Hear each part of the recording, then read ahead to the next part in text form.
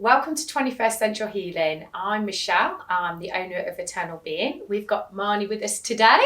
Hello, Marnie. Thank you for coming today. My pleasure. Would you like to introduce yourself and what you do and your magical powers, please? Thank you. Well, thank you for having me back, first and foremost. We've had some amazing feedback about the menopause workshop that we've done together. So my name's Mairi Taylor. I run MairiTaylor.com, and I am all about, exactly as you said, allowing people to get back in tune with their intuition, their body wisdom, and connect with themselves so that they can truly bring their own magic and miracles out into the world and shine as the wonderful people that they are meant to be.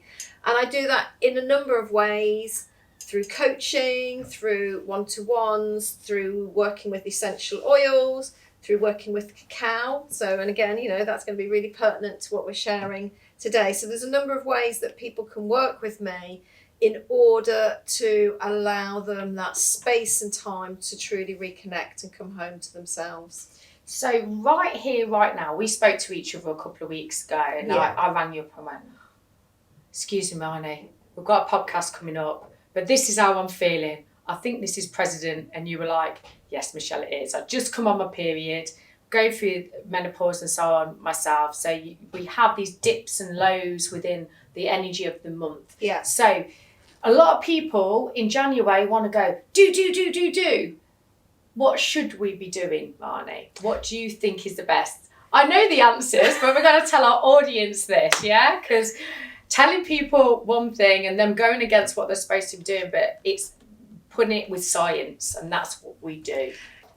So what we're going to do today is bring a little bit of the science and a little bit of the secret sorceress and that feminine intuition together, that divine feminine energy. And that's as relevant to any men that are watching as it is women, because we've all got masculine and feminine energy within us. So back to your question. So whilst we're sat here today, it's the 18th of January, we've got blue skies, sunshine, it's absolutely amazing. We are in winter. And winter is a season for coming within, for allowing ourselves to get still, to get quiet, to really get in tune with our intuition, and just like nature, to be nourishing and replenishing those little seeds that are just waiting for the spring to come. And my favourite time. Absolutely, to come and grow. And so what we find is, for many people, if we look at nature, it gets dark, it gets quiet, we've got shorter days. And, normally in that lead up to Christmas, everyone's out, sparkly, late night, socialising. And it's manic as well. Absolutely manic. And then we arrive in January, probably depleted from all of that mania and that gathering and that being around so many other people. And we're straight back in there with smash it, do it, go. I'm going to do this, I'm going to do that. And we don't take the time to reflect, to review, to come within, to connect with ourselves and really think about what it is that we want to release and what we want to make space for to grow in spring. And I like what you said there, what we want to release, because so many people out there will want to lose weight, want to do this, want to do the other, and it's about taking a step back and looking, actually, what is important for me to replenish right now? Yeah. To get that feeling back. Do I need to take a little bit of time out instead of working all these extreme long hours and working against what your body's naturally doing and saying, I need to go to bed because it's dark right now?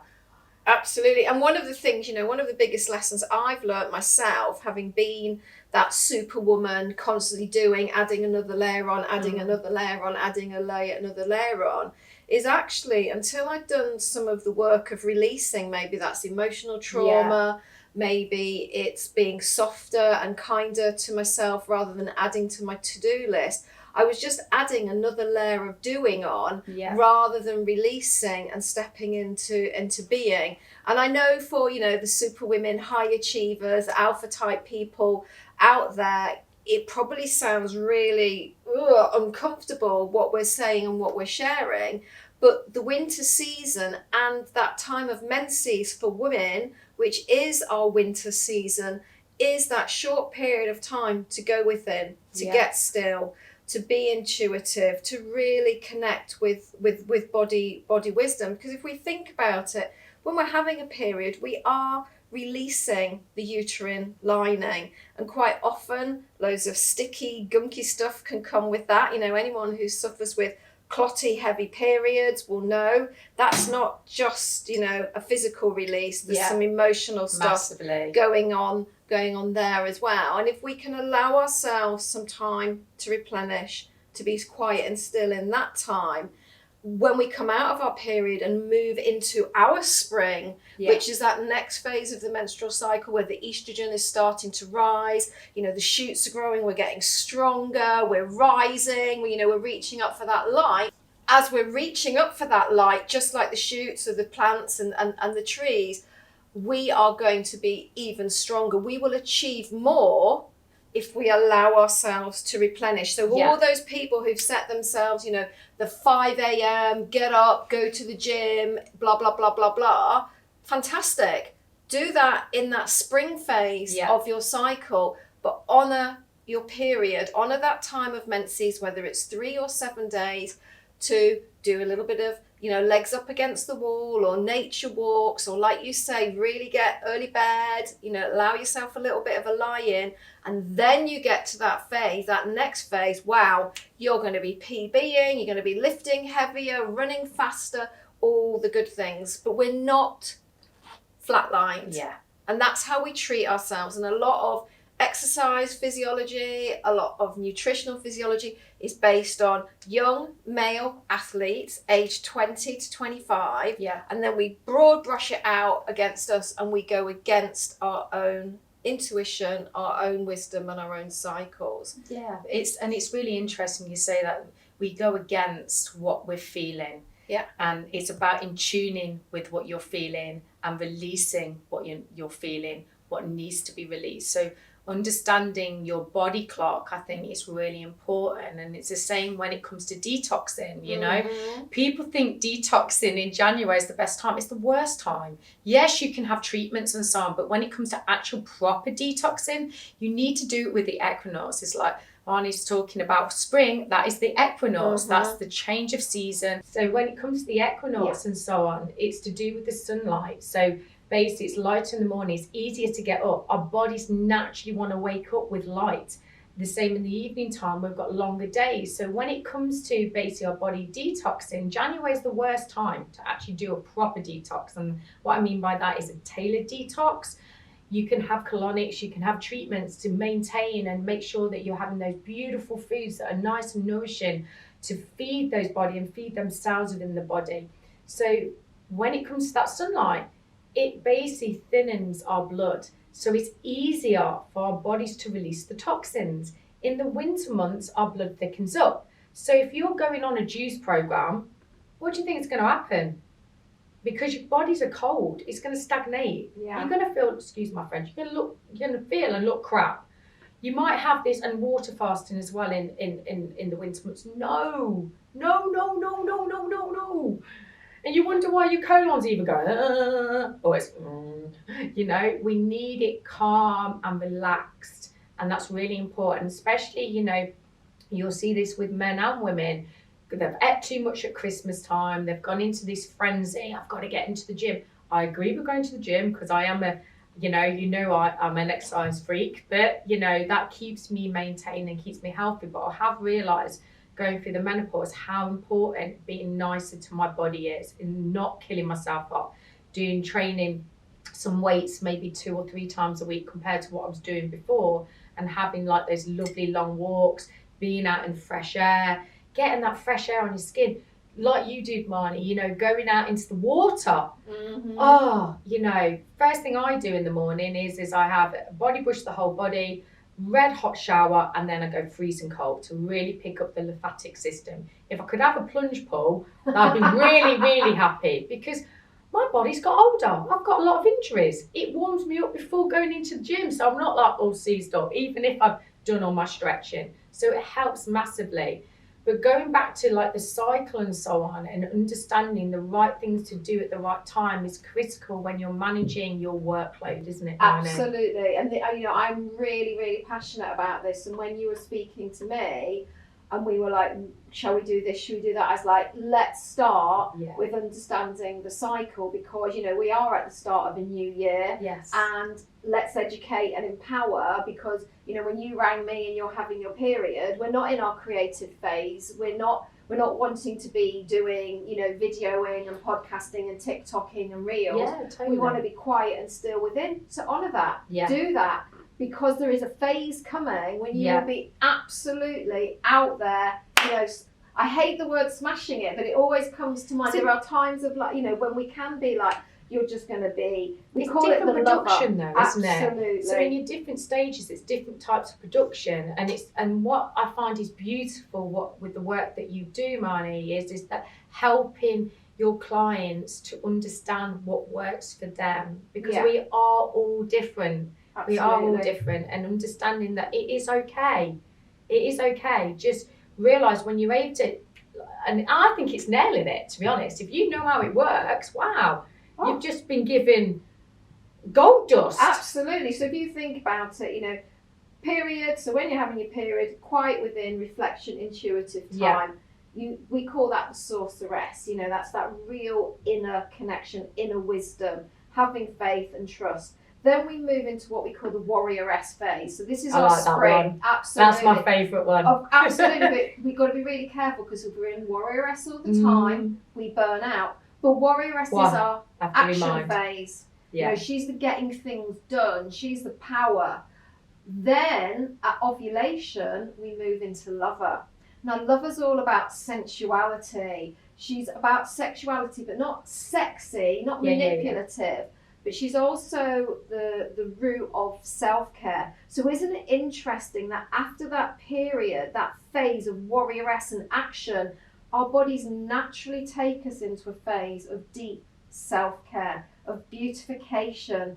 And then post-ovulation, we move into that second phase of the menstrual cycle, and we move initially into our mother phase, that nourishing, that replenishing, that 3 good meals. But also that unconditional love, unconditional acceptance. And then the final phase, before we come back into menstruation, is Queen. Now, Queen is about humility. She's about discernment. She isn't the badass Beyonce kind of bitch queen. Yeah. She's much more humble. She is that part of you that sees through all the BS. Yeah, she is the part of you that is able to put the systems, the procedures. She sees a vision. She's got clarity. Great time for doing admin. Yeah. A great time for looking at your business and thinking, what's been really annoying me? Oh, I need to change some systems and procedures. I need to take that out. She's also where we set our boundaries from. And this is what a lot of women are missing, is boundaries, boundarying their self-care, boundarying their energy, boundarying their time, boundarying, all of the good things. The problem is if we arrive at this phase of our cycle depleted, overwhelmed, we haven't done the self-care, we didn't take time out when we were having our menstrual cycle, we get maleficent. We get evil stepmother off with their heads. All of a sudden the kids and the partners. Got Alice in Wonderland, what's going on in my head absolutely. Now. We've got that queen running around with a big heart going, absolutely, because, we feel disrespected, all those things. So we become burnt out. Exhausted. So this is when we see that irritability. Yeah. But we then have another opportunity when we come into our menstrual phase to get quiet, get still, replenish. We can catch back. Every month, every cycle, we've got that opportunity to take that breath and reconnect. And again, we can eat differently at different times of the month. So I don't know about you, just before my period, during my period. For me, it's different. When I used to have a period, my appetite would drop. That would it would go. Some people it comes up, but much more carbs. You know, of course we want chocolate at that time. We need all that beautiful I'm one of them magnesium. rare ones that don't. Yeah, Curly kale and some steak. That's for me. That's also 'Cause it's magnesium iron and it's iron. magnesium. Yeah, we're looking at it in both ways. But when we're talking about chocolate, we're talking about the good quality, you know, 100% or ceremonial cacao, the nourishing, not the sugar-laden blah that a lot of us will consume. You know, we want more fats in that warrioress phase around ovulation. And then, you know, so again, we don't want to be eating the same all month. No, it's different, and it really does change in understanding that. Like, for me, when I'm due to come on, I'll be more hungry. I actually got more of an appetite just before. And like yourself, when I'm on my period, it completely goes. I go back into that normal routine of what I had before, but I also find that I need lots of oily fish in my diet. Absolutely. Eggs, kale. We were talking about it with the team today, that I'm going to do a day in of Michelle, and I'm going to do that with regards to period time and not period time. So just people can see what can happen in the day and how different it can be, and really be in tune with your actual appetite instead of thirst as well, because a lot of people eat when they're actually thirsty. So it's understanding dehydration is a massive key of your mood swings as well. Massively. And you know, for me, one of the biggest things I found is that when I am dehydrated, my sleep goes off, my mood goes off, you know, all the good things. And also, as well, like you say, you know, those good omega-3s, those oily fish are really good for supporting hormonal balance through the month. But also for me, around that time of period is a good time for extra detoxification. Yeah. Because we want to be getting rid of everything that we want to be getting. Purging that liver. Absolutely. You know, and the liver, and this is why, again, our work is so complementary, because purging and supporting our liver health, our liver energy, is fundamental to the quality of your menstrual cycle. And that's why it's the best time to have Avanticon therapy is actually just before your period or actually on your period. It's one of the most castor oil pack. Yeah, so basically understanding the difference of understanding your periods, or somebody who doesn't have any periods, getting that regularity again and getting that release and getting everything moving makes a massive, massive difference. And when you feel that release, you feel amazing. Like for some women, they know they're just about to come on their period because they start pooing loads. Yeah. Or you get the other extreme where people don't. So it's speaking to somebody like ourselves that are experts in the field to be able to advise you which is the best time to come in and for us to do all of that. But also like Marnie does is all her juices and ginger and all these beautiful things to have little shots, you know, when you're coming on and when you're coming through different phases, and understanding what that nutrition is doing for you on top of that nourishing, warming food at this time of year. Absolutely. You know. And then the other thing that I'm a huge advocate of is working with essential oils. Yes. And again, because first of all, there is, you know, we all can connect with a sense of smell. It is such a powerful sense, and it's one that we often override or don't think about. Changes your mood immediately. Instantly. But it can also, you know, we can use it for safety. You know, you walk into a room and it doesn't smell, something smells off, you know, and all those kinds of things. Or food, you know, we can smell our food and go, oh, that doesn't smell right.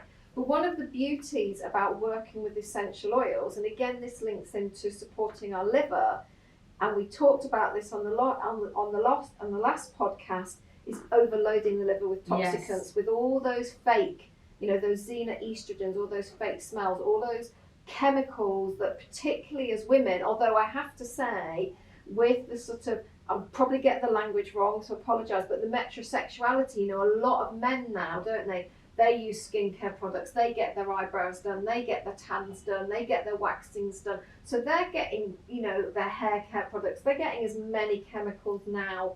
You know, we're all worried about the environmental pollutants. Let's just stop first of all and have a look what's going on here. So for me, when I'm using essential oils, I still smell amazing, but I'm not impacting my liver in the same way I was. But also I can harness the power of the plants. So citrus oils, if we think about that zesty juiciness, they are really good for... I made me go like that. Yeah. So that's getting everything moving. So we know the benefit of taking lemon water and lemon juice and limes. It's like a brush going through the body. That's my favourite. But also as well, that like lemon oil is really good for focus if anyone's feeling a bit brain foggy. But sweet orange oil or wild orange, oh my God, that is so good for any feelings of anxiety or irritability. That's one of my absolute go-to essential oils. And then if we think about the way that the parts of the plants work, so, a lot of the floral oils are really good for supporting hormonal well-being. Because if we think about the ovaries, that's a bit like where we hold our seeds. Well, that's where a lot of, the flowers and things like that go on. Seed oils are really good for supporting hormonal well-being. And then when it comes to things like boundaries, we'll think about what the bark of a tree does. That is its boundary, that's its protection. So why don't we use some bark oils? So we've got cinnamon bark, we've got some frankincense resin. Those kinds of oils are really good for protecting us. Leaf oils are how the plant breathes. So why not use some essential oils from leaf oils to support us with opening and breathing and supporting our respiratory system? Because sometimes when we get really overwhelmed, everything gets tight, everything gets constricted, and we stop breathing properly. I've just had a brainstorm. I know I'm on a podcast, but this is how Michelle's brain works. I think would be really useful, Marnie, is setting up a community on Facebook. Mm-hmm. So with all these different things in, so people can get involved in understanding essential oils together. Mm-hmm. Because like just what you just said, that protection of that frankincense, I love frankincense. I use that a lot. And the lemon balm that just really opens everything up. But a lot of people don't understand or are not aware of any of these things out there that can really make such a massive difference to their overall well-being within a day. If they're having a bit of a slum at say 3:00, instead of them grabbing that food, they can be putting essential oils on. I know that sounds silly, but it's not. It's not silly once you've tried it. No, it's not. We do something that's it's called the wild orange and peppermint. And you just can take an aromatic inhale. A few moments. You are going to, exactly as you said, within moments, because again, the essential oils, they come in through the olfactory system, those nerve endings send a message to the hypothalamus. Hypothalamus connects them with that HPA axis straight away. Okay, we need this, we need that going on. And it's such a beautiful, natural way. Obviously, with always bio-individuality, we know my partner isn't going to mind. He can't use peppermint oil, he's allergic to it. But that's okay, there's lots of other oils, alternatives that we can use. So I'm not going to sit here and say, everybody do this. There's always an alternative. It's try and error as well. You've got to try things. If you don't try, how are you going to know? Absolutely. But if you can use something, I used to be somebody that had very painful periods, was on prescription medication. I wish I'd seen you there. Oh, well, I wish I knew what I know now, but I didn't. I was in that Western system. I was completely disconnected from my body. I was having, painful passing out periods. And you go to the doctor at that time, considering, I am considerably older than you, so, You're not that much older. But, you go to the doctor, and then I got to the point, and again, let's come back to the liver. What stopped me using that prescription medication was when I failed a medical because my liver count was out. So their first standard answers were you drinking at the weekend? Were you doing this? And I was like, no, I don't do any of those things. It was my prescription medication, and when I opened the packet for the first time and looked at the contraindicators of my prescription medication, the number one contraindicator was liver damage. And so many people will not blame it down to something that's being given to them. They'll blame it on the supplement, they'll blame it on the essential oil, they'll blame it on the treatment, and they will not look at that prescription that they've been given, well, it's got to be that because that's what I've done differently. It happens over a period of time. Absolutely. You know, I've seen it with my dad. You know, he was on so much, and I'm not saying people to stop medication. I'm not saying that. But what I'm saying is if you are not feeling well, okay, and things are coming up, you need to address those things because you could be ignoring factors that could be leading into chronic illness and disease. Yeah. And when you do that, as Marnie will know, and we've both been through awful things within our life, that gets ignored and things get missed, and we unfortunately don't have certain people in our world anymore. So it's really important to factor this in, to say, like you did, you got that prescription out, you've had a look, and be like, well, why? Oh my God, it's one of the first things. It could have been, it could not have been, it could have been something else. Absolutely. But at least you found out and then addressed it. And again, this is why I'm now so passionate about sharing this work with everybody. Yes. You know, this is what we should be sharing in schools, teaching young girls and young boys, you know, and understanding the menstrual cycle so that they're not feeling crazy, they're not learning at a young age to disconnect from their body wisdom.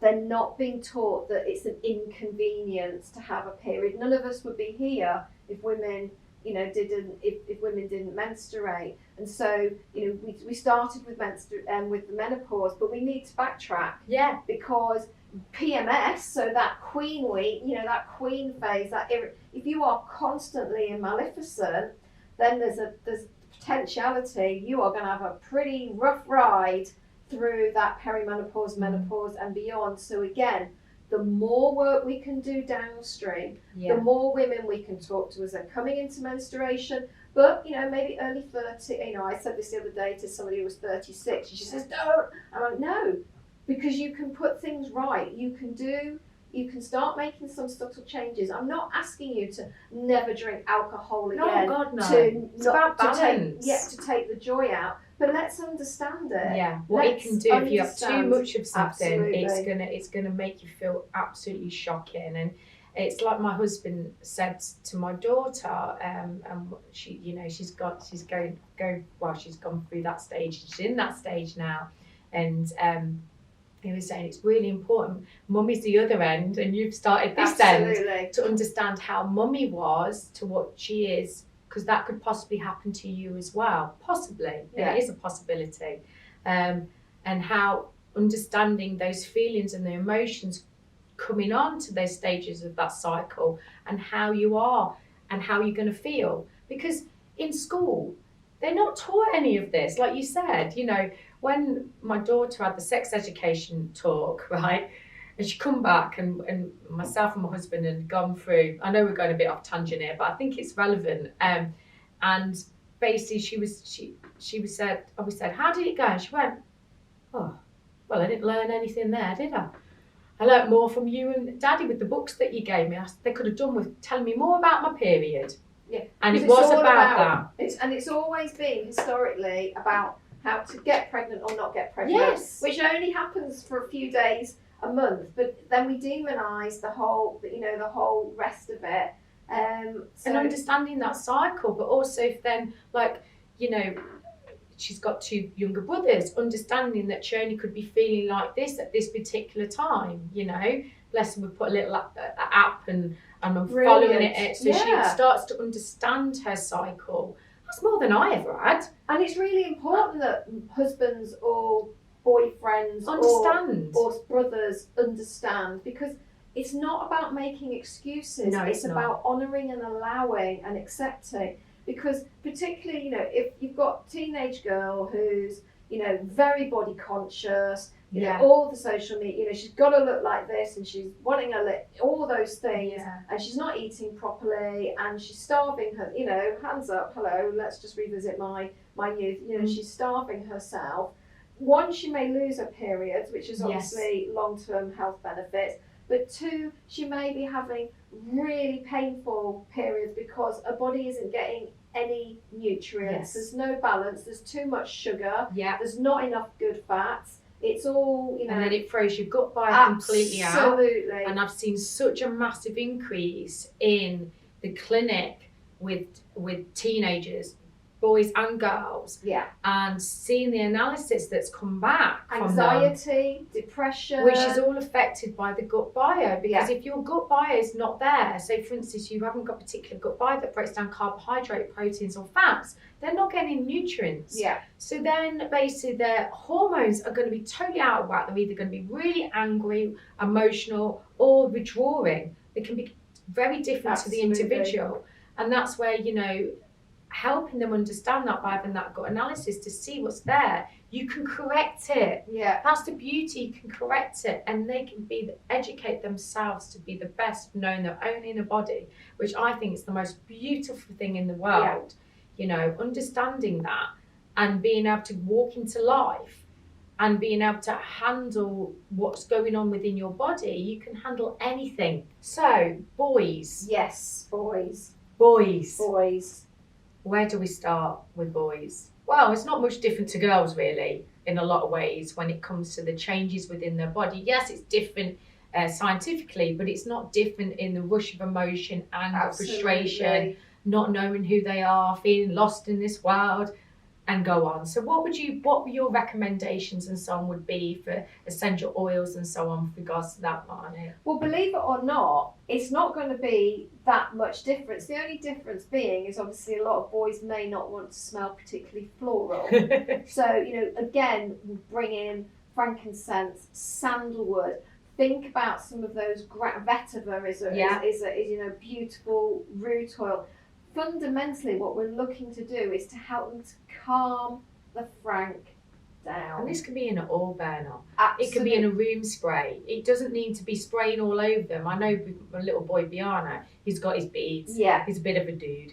So on the tie, you know, if they're wearing a tie, you know, a lot of people will rub something on a tie, and things like, you know, frankincense, sandalwood, they're very grounding, they're very earthy. Kind of scent, so they smell like aftershave or, you know, whatever the latest Lynx other products are available fragrance is. But again, without doing that, but a lot of my female clients have used oil blends on their sons that they would have used on girls as they're going through that transition, and there's that hormonal sort of rage going on within, because, you know, everybody will put deodorant on, everyone will bath. So again, looking at their products, so what are they using as their skincare products, all of those sorts of things. You know, you can put essential oils into that in the evening. So some of those oils are really good for supporting the skin as well. But as you say, just a diffuser in the room at night, and there, you know, that is going to help. And then again, coming back to the work that you do, supporting gut health. You're probably the same as me. Skin is simply symptomatic with what is going on in gut health. So if someone is showing, you know, raging acne, it's not about what we're dolloping on the skin. It's about, you know, for me, how were they born? Were they C-section? Were they natural birth? Is there a history of antibiotics? Again, this is not saying don't do those things, because some of us wouldn't be here if it wasn't for C-section and antibiotics. And nobody's to blame. It's not. We're not talking about blame here. We're giving you a story of understanding why. So and I then want we've got to know, fixes. how were they born? Any history of antibiotics, particularly at a very young age when that gut biome is being created. What was their poop like? And, you know, things like if a child doesn't sleep, quite often that can be symptomatic around birth trauma, because they've come out fighting into this world. So all of those, so they may have elevated cortisol, you know, all that kind of fighty stuff going on, and they haven't slept well. Well, if, you know, that then is going to be having an impact again on all of the hormones. So, you know, how they manage their blood sugars, etc., etc. So we want that full history. And then fundamentally, for me, I use the essential oils to help the body bring itself back into homeostasis, because a bit like the work that you do, it's not the oils, it's the body taking those chemical constituents that are in the oils, those natural products, and saying, that's going to calm that down. That's going to reduce inflammation. Oh, That's everything I do. Serotonin. Oh, that's going to give a bit of a natural dopamine hit. Oh, that's going to help balance blood sugars. So again, we're not the fundamental difference is with the girls bleed and the boys don't, but that whole roller coaster, as you said, can all be supported naturally with nice smells, a good diet, as close as Diet's you can get really any important. teenager who the minute they leave the house is in some. For me, for my kids, it's exercise. You know, my kids, all three of them, exercise extremely hard. I'm one of them rare breeds that don't have. I'm gonna probably, people will be like, what? We don't have an Xbox. We don't have a PlayStation in the house. I believe they need to be doing the activity. They need to be exercising. It's completely different nowadays where we'd be out on the streets playing and be told to come back at a certain time. We can't do that anymore, unfortunately. But exercise is a massive key for those hormones and hormone balance, but the bowel movement as well. And also the appetites. They are not eating rubbish. They're wanting their vegetables, you know. As Vigo was like, I need some trees, Mum. You know, training last night, done 3 hours training, fit the PE for an hour and then two hours at MMA fighting. Mum, can I have a bit of your steak, please? Of course you can, babes. And she just had her dinner. And, you know, it's understanding she needing that protein and understanding the goodness that you're putting into body. I'm not saying they don't have treats. Of course they do. It's about balance. But it is important to have that regularity within their body to release the tension, release the emotion, as well as doing it with essential oils as well, and through the nutrition of getting that balance. Yeah, but it's also about making sure that it's done in a supportive, non-competitive way. Yeah, totally. Because a lot of the things a lot of girls do is very body focused again, isn't it? You know, whereas, you know, but again, you know, gosh, I can't even remember many girls playing rugby or football when I was lass. Whereas now it's quite the norm now, isn't it? That a young girl will do ballet and football, or you know, this and rugby, which is fantastic. But absolutely, and again for me, I've definitely noticed as I've come through my own menopause transition, I'm now well and truly on the other side. I've got myself back into balance because I have my treatments. I know the right supplements to use for me. I have released all of the emotional shit that needs, you know, releasing. That's definitely left the body. I now have the energy and the vitality, so I'm back doing what I love doing. I'm lifting my weights. I'm outdoor swimming. Sparks come back massively, but I also knew it would. And it just needed time. I needed time, and I think I hate that cliche word, but it is time. But coming back to where we are with everyone rushing in, let's come full circle to everyone rushing in on the 1st of January. Give yourself a bit of time and space. Trust that you know intrinsically, intuitively what you need.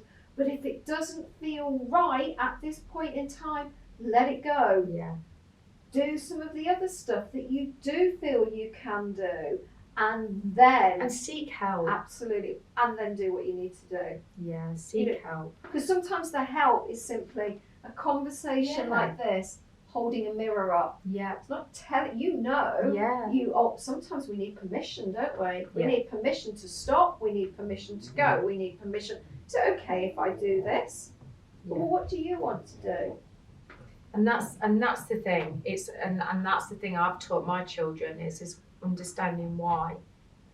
Talk, communication. Being able to talk and communicate, you can make anything possible.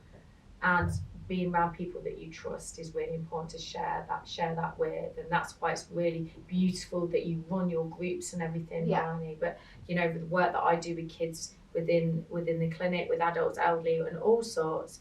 But I'm so thankful for us doing today because I really felt it was present after speaking to you a couple of weeks ago that we needed to do it. Yeah. One last point that I would like to make for anybody that's listening today, and you've got your brand new shiny 2022 journal or diary, is start tracking your menstrual cycle. Yeah.